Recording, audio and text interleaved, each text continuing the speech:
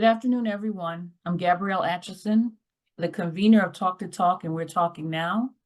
We welcome one and all to this afternoon's presentation of We're Talking Now, a conversation with author Suzanne Craig Robertson, author of He Called Me Sister, a true story of finding humanity on death row. Please allow me to share a few logistical norms that will govern our time together. Unless you are one of the panelists or otherwise instructed, we ask all attendees to please put your devices on mute.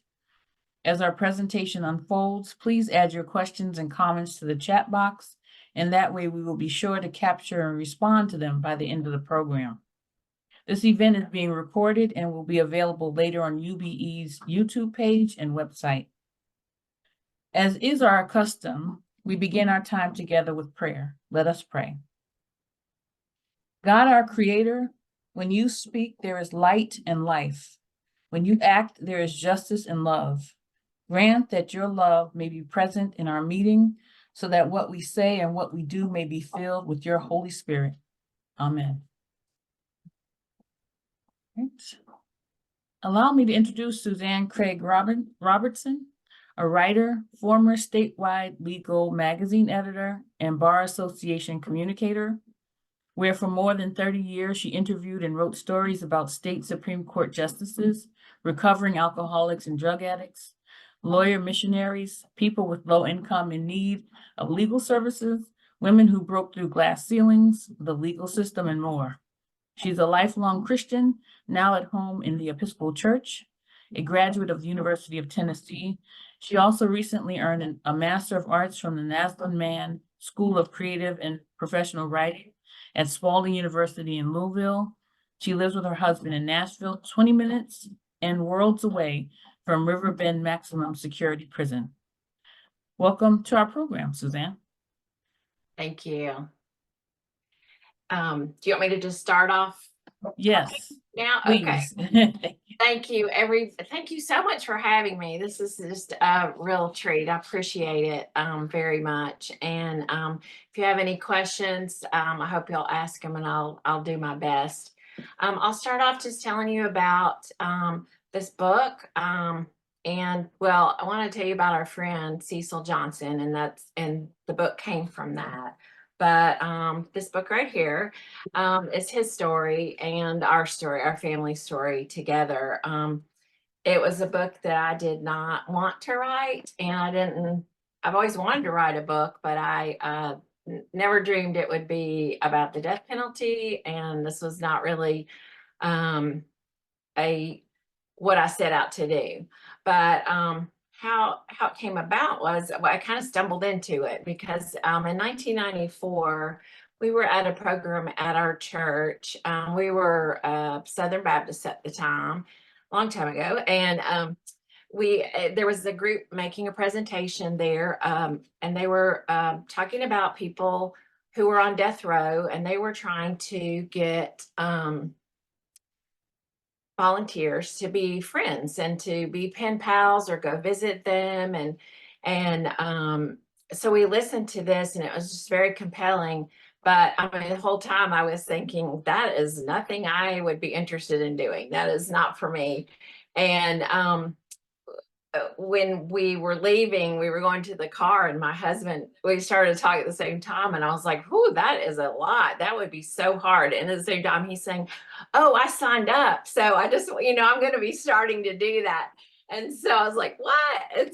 Anyway. So he got matched up just by somebody, and by pure happenstance, I guess, or with Cecil, by somebody in that organization. They had they tried to match people up with similar interests, and I think their interests at that time were, they both had one daughter at that time, and they both liked weightlifting, and so that connected them. So they started writing to each other, and then Alan went out to Riverbend to meet Cecil, and they just became fast friends. And Alan started going every Friday night for a really long time. And I was not on board yet. And but it turned out, they told us that that to if you're signed up to visit somebody, you need to really go, because, you know, if you end up not going at the last minute, they could have used that visitation time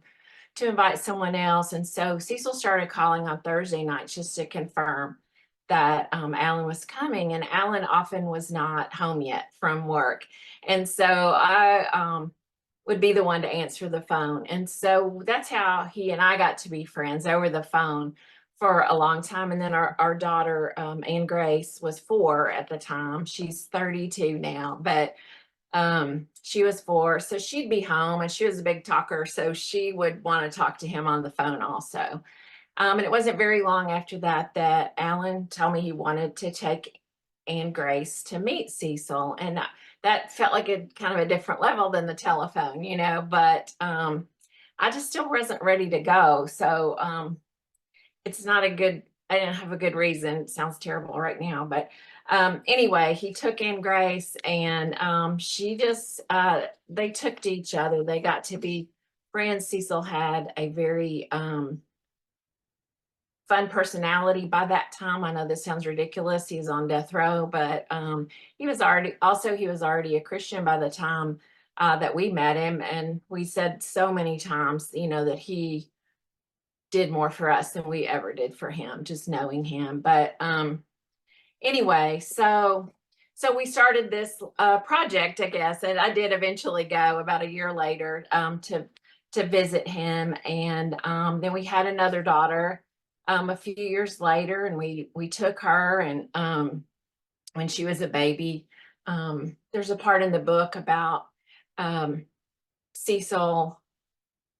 Cecil has one daughter, and she's grown now, but she was about 18 months old when he went to prison. So he didn't have a lot of time with her except on visits later. And when we took Allie, our youngest, she was an infant, and I do recount this in the book because it was so moving, because he just could not take his eyes off of her. I know that it just brought back memories of being with D'Angelo, his daughter, and that meant a lot to all of us. We have been asked, you know, did you do this? Did you come up with this on purpose, this family project? And we really didn't. We stumbled into it. And I have a grandson who's 2 grandsons. One of them just turned 5, and so he's about the age that his mother was at the time. And I look at him and think, I kind of can't believe we did that, but I guess we were just led to do that, and that is what we did. So like I said, they're grown now. I'm going to read just a little bit here, and I'm going to read a couple short excerpts during this talk. This is, let's see. This was when we did ask them when they got older, you know, if they regretted that we did that. I'm going to back up real quick because I didn't say we at the time that Cecil was convicted. It was 1981, and he was the first in Davidson County, Tennessee, for a long time in the modern era of the death penalty, to have a capital trial. And I'll get into that in a minute, a little bit more, but he did not have good representation, as happens a lot. And anyway, so no one had been executed in a really long time. So when we started visiting, I don't think we just did not, we didn't think they would kill him. We really didn't. There weren't any executions at the time. And then that was the 80s. Yeah. And anyway, now if somebody said that to me here in Tennessee, I would believe them, because I would know they would definitely do it.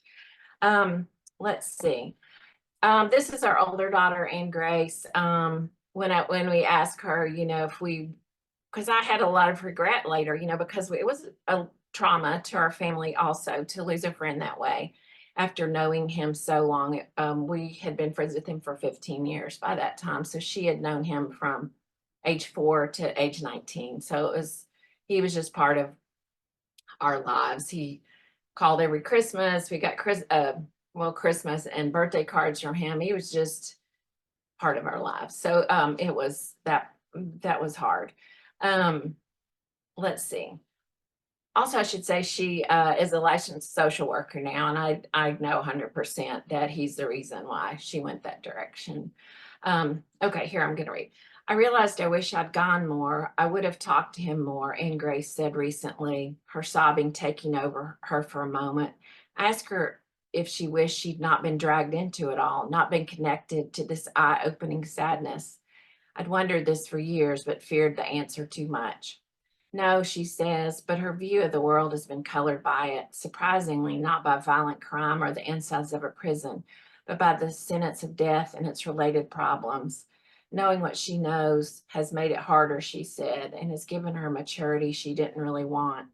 This is the kind of pain that can happen when we love someone up close, when we get into their lives and they bring us into theirs, when we show up for one another. The suffering and heartbreak are part of the risk when we reach out to make friends into loved ones, when we are part of a community. It sure is rotten how that works.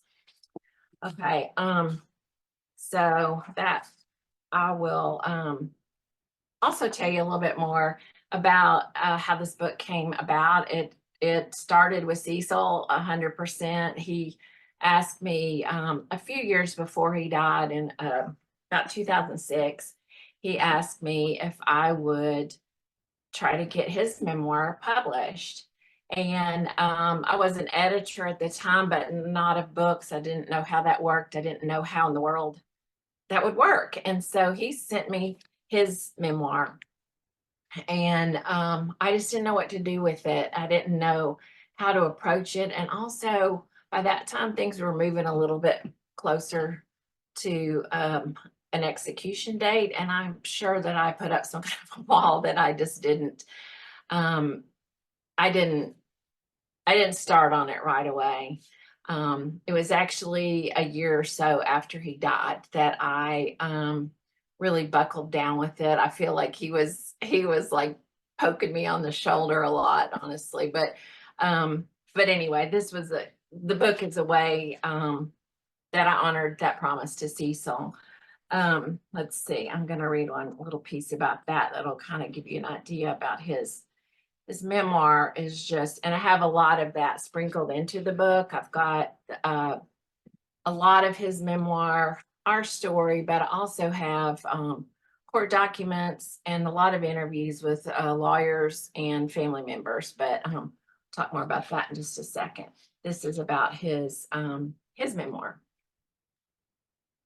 I pictured him pulling pages out of his old typewriter one at a time. Everyone in the free world was already using computers, making fast typing mistakes, hitting delete and zipping forward again. For Cecil, whose typewriter ribbon was about shot, every stroke mattered. In the early years of his incarceration, he was given a typewriter, but at some point the prison would no longer let him receive the ribbon cartridges it needed. He was judicious and slow with his typing, and the words faded more with every reuse. The sheets, more than 50 pages of single-space text, had margins less than 1/8 of an inch from the edges. No white space was wasted. He then had gone back with a blue pen and marked corrections, adding a comma here, a date there. He wanted his work to be perfect, and he wrestled with every detail. 10 years after I first met him, I sat down in my comfortable den in a relatively privileged area of the city and made myself read his memoir. As I began to learn more, I was struck by how I could have known him so long without wondering about his backstory or seeing this childhood pain in his eyes. In the background, I heard my daughters in their after-school routine of homework, laughter, and minor sibling squabbles, but that all faded as I was drawn into Cecil's early life. There could not have been more contrast between what Cecil dealt with as a child and what I had been given, which only continued into our present circumstances. I'd done nothing to deserve what I was born into, and neither had he. With every sentence where he plotted his meager life story, my mind shot to my own circumstances, and I was ashamed that I had not realized sooner how vast the differences were. Cecil's descriptions of his life were graphic and riveting. In disbelief, I could not stop reading. He had a terrible childhood, which he does go into a lot in that. So I didn't even notice all this till I started working on the book. And like I said, I was ashamed of that, and embarrassed that I just I hadn't understood where he'd been. I knew he was on death row. I'd been there with him. I talked to him on the phone. Um, but I just hadn't known the extreme circumstance he'd come from, contrasted just with what I had been given. And so I think that was another reason that I just had to keep going, because I know that plays itself out all the time, and we don't notice that.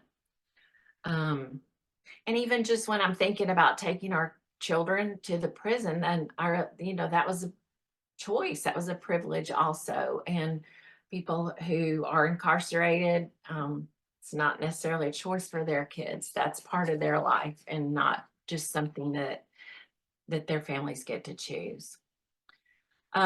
So once I started doing that, I did start looking into the process of what Cecil went through. Like we'd been told by the group that Alan signed up with not to get involved in the case, which, we've laughed. We did do that, but it wasn't until much later. But so I started looking into that. And after a time, reading the trial transcripts, the appellate court transcripts, and just it was just I felt like I wasted a lot of time with that. Not but we didn't really talk about that. But and we weren't really supposed to. But when I read that, I just was blown away again. That the things that happened to him, it just was not. He just did not have an even playing field in any way. And then when I started to look into it, I discovered there are a lot of people who felt that way about his case here in Nashville. And I didn't know that. So I started interviewing.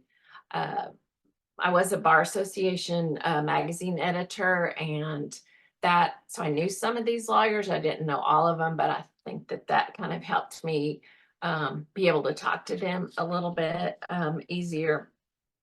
But for instance, I interviewed his trial lawyer, who was, as I said, this was the first trial like this of its kind in a long time in Davidson County when Cecil had it. And this lawyer just completely regrets taking the case. He knew he wasn't prepared. He didn't have the finances for investigation. I mean, there was just so much left out that and he's retired now, but he lives with the regret. He knows he didn't do the job that needed to be done. I also interviewed Cecil's appellate lawyers, and one of the judges, and various other lawyers along the way. But here's what I discovered, and this was later, but that really propelled me to keep going with this book. These are some things that I found out about the case. There was no weapon or stolen money found. There was just no physical evidence. Now, we did know that earlier, but the impact of that is there was no gun, there was no money, there was no DNA was not available at that time. Anyway, the only evidence was from eyewitness accounts, some of whom chose Cecil in a lineup after seeing his arrest on TV and after several tries. And that's something that even his lawyer didn't know at first. His mugshot the very next day, where he turned himself in because he went down there. He heard they're looking for him. He went to turn himself in to clear it up, he said. Shows a full goatee and a mustache, but a witness swore the assailant was clean shaven. So like he had more than just one night's beard at that time. Cecil's alibi witness, the guy who he was with at the time it was a convenience store robbery and 3 people died. And I'm sorry, that was the crime. The person he was with when that was happening flipped in the week before the trial to testify for the prosecution after cutting a deal for himself on another charge.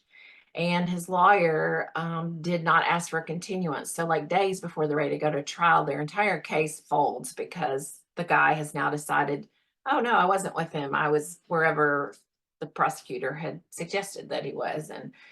And the lawyer went ahead with the case instead of asking for more time. But the kicker here is a lot of that stuff was withheld by the prosecutor for 12 years. So his lawyer, as hard as he was working and as nice a guy as he was, and the troubles that he was already having, he did not have all of that information. He didn't know about the witnesses, and he didn't know about the lineup. So when I read that, and that was just not me thinking that. The Sixth Circuit Court of Appeals actually did rule on that. It did happen. There was, I don't know. And you hear about that a lot about prosecutor misconduct. I worked for lawyers for 34 years, and I am a big fan of the legal system. But when I hear that, I don't know how that could happen or how horrible they were. I did talk to that prosecutor. There were 3 and the other 2 are dead, but you know, he kind of didn't remember any of that. So interesting. The Sixth Circuit panel, I went to a 3-judge panel. It was 2 white women and 1 black man. And the black man, Judge Cole, reading his dissent will tear your heart out. He summed everything up so well. I do have a link to that in the back of the book. You know, it's public record. And, you know, he even said calling this a trial is not even, I forget what the quote exactly was, but it was just not fair. And there was no way. So they were asking for a new trial for Cecil, and they did not get it. So by 1 vote, you know, just 2 to 1. And I can't with that. But anyway, and you know, I think about what they said, what the panel said, 2/3 of the panel said was that it wouldn't have made a difference to the jurors if they had known all of that evidence. And all I could think was, if I was a juror, it would have made a difference to me. It would have absolutely, before I sentenced someone to death, it would have made a difference to me. And anyway, he did not get another trial. And then it was just really downhill from there. I mean, I never realized, like, if the first trial goes awry, it is really hard to get that reversed. I mean, even when there's some really good information that you would think would make a difference. But anyway, so that's the gist of it, I guess.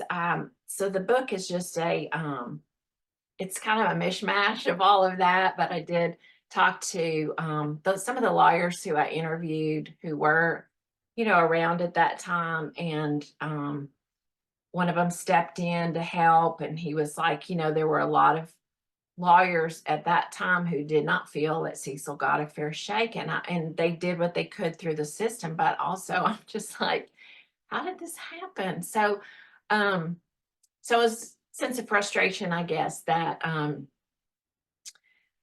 caused me to keep going. That, and I really did feel like Cecil was pushing me on. I don't really feel that way about people who've passed, but in any other way. But I do feel that sometimes. But anyway, I feel like I've left out some big chunks. But I guess, Gabrielle, what would you like to do next? And I can talk about any other parts of that. Yeah, so I'm going to invite people to put questions in the chat. But in the meantime, my question was about, so did this lead you to do other sort of, you know, anti-death penalty or, you know, criminal justice types of work after you wrote your book? Ouch, that's hard. No. No, we've been to quite a few well, rally's not the right word, but they're just putting plenty of people to death here in Tennessee. So there's always a vigilant a vigil before those. We've been to those, and there are a lot of people who are against it and who are there, for the person at that point. And then there's the last one I went to, it was just a handful of people, but there's still people there, who are just, you know, um, yelling at the other people about, how awful Yeah. this person is. Yeah. So we do that. But we've been asked a similar question, if we're visiting anyone else on death row right now. And Alan has said that he would be up for doing that again. We couldn't for a long time. I Yeah. felt like we were devastated, and Mm. I can't imagine how his daughter felt. I did get Mhm. to message with her about 2 weeks ago, so that was really Yes. great. Um, but anyway, I sign all the petitions. I'm not doing anything special at this point. Yeah. I it's in my heart, but that doesn't probably count. So Well, I think that, people will read the book and will be, you don't know where this, once you plant your seeds, you don't know, who has taken it up and kind of moved on with it. So that's how I like to I think have about gotten a things. lot. I've gotten a lot of good feedback from, and not just from my friends, but I think people have been. I was a little worried, honestly, here in Tennessee to have a book like this. It's Mm, not, it's. I think it is going in the direction of um, not against the death penalty, but it is seems to be just fine with a lot of people, to do yeah. that. And so I was worried about that. Haven't had any real uh, meanness directly to me. I think hopefully because Cecil is, I don't know. I hope that it came through that he was a human being, Mhm. and that there's hope. And I guess I think a lot of people who maybe feel that way about the death penalty, well, it's so complicated. But I'd have had one friend who was very pro death penalty, and she's been very complimentary, and that just made it kind of worth Mm. it. Like, she's like, oh, I never thought of it that way, like there Oh, was a that's good. person there. Mhm. So anyway, that was. Yeah. So a question from the chat. Will there or has there been a second book exclusively for Mr. Cecil's memoirs? How involved were you with Mr. Cecil oops, sorry, it moved up. As the execution date approached, and how did the content of your conversation change? I do have his full memoir. I don't have I consolidated a lot of it and pulled out a lot of the parts, but I don't have any plans for that. His wife lives in Las Vegas, and I don't, and that's where he's buried. That's why he's buried there. She's there now, but he I don't have any plans for that. And as the execution date approached, how did the content of your conversation change? Yeah, Mm, we did talk about it coming up, and then we didn't, because he didn't really want to talk about it, but he did mm, keep us informed. He asked us to write a letter to the governor when they were considering clemency, which I did, and the governor didn't. And mm, um, we did talk about it, but what he would talk about would be his family, how everybody was going to be. And then right before the execution, like the day before, when we were visiting him, and we did visit him more often in those last mm, weeks and months. Um, he, we would, we try to ask him, like, what hymns do you want played at your and we would talk about the mm, funeral, and we weren't in charge of it, his wife was, but we were good contact with her. So we, um, uh, and he wouldn't talk about it. He felt that he was not going to be executed. And so he didn't feel like that needed to be discussed. Wow. Yeah. Were you surprised by the extent of injustice you discovered in legal trial process, and what surprised you the most? I was surprised. And I think, as I kind of touched on before, just I feel kind of idiotic that I was surprised, because I think people have known a long time there's so much injustice. But again, I hadn't encountered it directly before. I hadn't ever, you know, been falsely accused or anything like that. So and just working with lawyers all those years, and the bar association, I think, tends to be the cream of the crop, I guess, of people who are involved, and such good, smart people. So that surprised me. And none of those people particularly were the ones, who let things go. But I was surprised that it could happen. But obviously it happens all the time. And now I see it all the time. Right. I haven't looked into anything that in depth as Yeah. I did with him, but I know it's everywhere. Mhm. So that probably is what surprised me the most. And that they killed him. Like we said, we were just like so dumb, because we're like, that's not going to happen. We didn't Right. really think that. Yeah. So would you have felt the same way about Cecil if you believed he was guilty? Um, well, um, since we assumed he was guilty when we signed up, so like we didn't have any expectation that the court hadn't found done the right thing, or Right. and so and then by the time we started looking into it, we'd just known him so long. We already loved him, and he's part of our family. So I mean, we don't know. We do believe he was innocent, but also, if it turned out that we didn't believe that anymore, I'm confident we wouldn't feel differently about him. He was a different person when that happened. I think he Yeah. was 21 years old. And Right. but again, we don't think that he did that. But So in terms of the process of the book, when you're at the finish line, did you put in your book proposal, or was it more, did church publishing reach out to you? Like, how did that work towards the end of the process?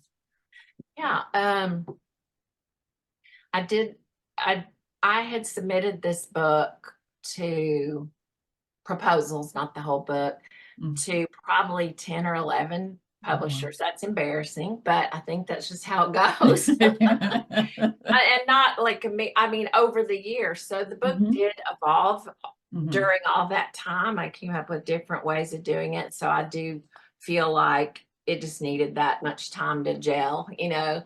But I also got very lucky with church, because I had a friend who had published a book with them, and she had been talking with an editor there, and he had just happened to mention he was looking for a new project, and Mhm. she knew how he felt about social justice issues and mentioned it to him. So she connected us. So that was my big exciting break, really, that I got to talk to him. And so he had me send a proposal to him, and he liked it. And then I think what happened then was it goes to an editorial board, and I think there were reservations, or they wanted things changed, Mhm. some, not a lot, and they were Mm. super nice about, if you think this will work, could you do it this way? And so we went back through another round, and then I think the editorial board looked at it again, and then that's when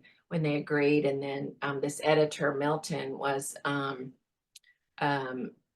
he was so good, and I said that he's not dead, he's alive, but he's retired from there. But and he moved a lot of stuff around and just, Mm, he said, what would you mm, think about this? And mhm. if you've written anything, once you've written it, you can't edit it really. It's too Yeah. close to you. And so Mhm. the stuff that he suggested really made so much sense. So I kind of redid it again one more time. And that was probably a year before it was published. So that was 2 years ago.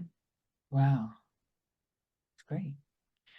So I have one more question, but I just wanted to make sure that everyone had an opportunity to write their question in the chat if you have another question or comment. The last question is, do you have anything else you want to tell us about what you learned by doing this process, by writing this book and your experiences? Well, the actual book writing is hard. I did know that, but it was a lot even Yeah. harder. It did take 10 years to do that because, well, for whatever reason, but also I was working full time then, the kids were going all directions. So I did it a little piece at a time, but also to write anything, you've got to really immerse yourself in the story. So I didn't do it consistently because it was just hard. Yeah. I had to sit down and then end in tears every time, just Mm, about. And so but I think the overall big thing that I took away, one thing that I took away is just I wanted people, first of all, to know him, but also to realize that if you know one person in any situation, death row, a gay person, someone with disabilities, anything like that, you are going to be kinder, I think, to the mhm. universal topic. If you know a Yeah. person who's in that situation, then it's just Mm, harder to hate somebody or harder to be ugly about it. And so mhm. I did want people to know him as a person. And I didn't set out to prove him innocent, and I didn't do that, but I did want people to see who he was, and that he's multidimensional and just a good person, and to think of that for any group or any Mhm. person they might run across that um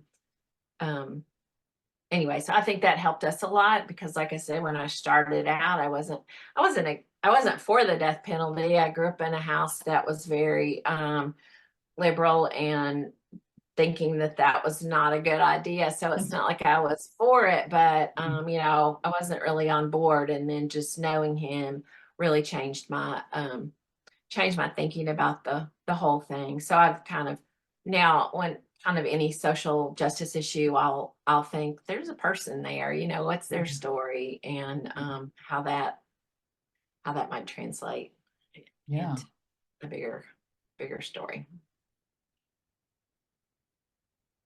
I have another question in the chat, but I found a question in my head when you were talking. I wanted to know about the title. He called me sister. Is there significance to that? Right. Yeah. He it wasn't very long. He called me his little sister. He Mm, and he would he and he has biological sisters, so I'm sure he called them that too. But but I guess that was the story. Once um he decided to be my friend, and then he wouldn't let go. And I did love him for that. And but anyway, that he did call me sister. So I don't know, guess that yeah, just it's good. So in the chat, it says, not trying to make this hard, but can you say anything more about why you would not pursue getting his memoirs published? Seems opposite to the love you and your family obviously had for him and his story. um that's a great question. I I guess I don't own that or the rights to that. Mm, His wife does. Well, she gave me permission to use the parts that I used, but